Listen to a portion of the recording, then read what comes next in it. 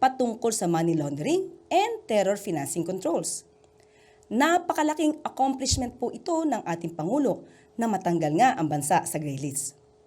Kapag ka po ang bansa ay nailista sa gray list, mahihirapan po ang ating mga OFW sa kanilang mga remittances, pati na po ang transaksyong pinansyal ng bawat isa o ng bansa ay maaari pong hindi payagan.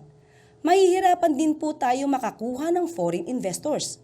Kaya dahil natanggal po tayo sa gray list, hindi na po tayo mahihirapan, lalong-lalo na ang ating mga OFW na magpadala ng kanilang remittances dahil maiiwasan na po ang pagbabayad ng napakalaking fees at madali na rin po sa atin ang mag-inganyo ng mga foreign investors.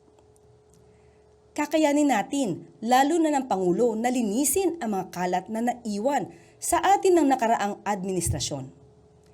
Ipanalangin natin na mapanatili natin na hindi tayo muling mapasama sa gray list o blacklist ng FATF.